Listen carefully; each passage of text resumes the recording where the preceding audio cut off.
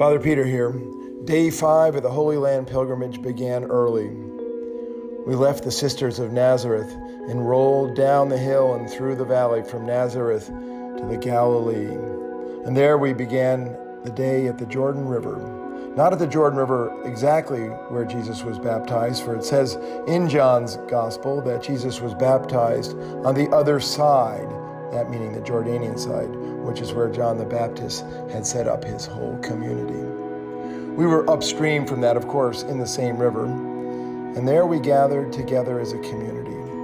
We renewed our baptismal covenant, and then after that, we were asperged, sprayed with the waters of the Jordan, and then we gathered together and pulled together, and everybody had their baptism renewed by that wonderful saying from the baptismal service, "You are sealed by the Holy Spirit and marked as Christ's own forever."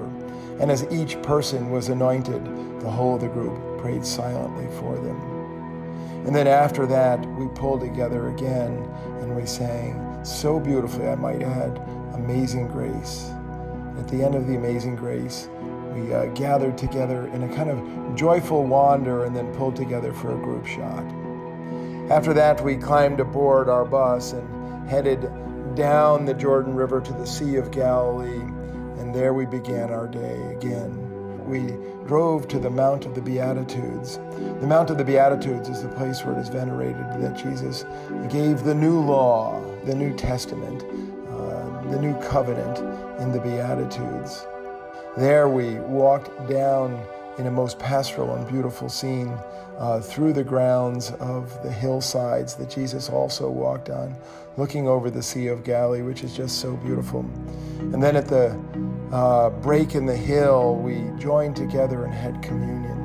And while we were having communion, Kathy Pike brought forth 40 of the crosses from the six cross makers there at St. Mark's Episcopal Church in New Canaan, Connecticut. And we blessed them as we shared the bread and wine of Holy Communion. And everybody took a cross, either for themselves or for a loved one. Then we headed down the hill and heard the booming voice of what it would have been like to hear Jesus proclaiming the Beatitudes from the hillside. And then it was blessedly off to see the whole area of the Galilee down where St. Peter was. More on that later. Peace.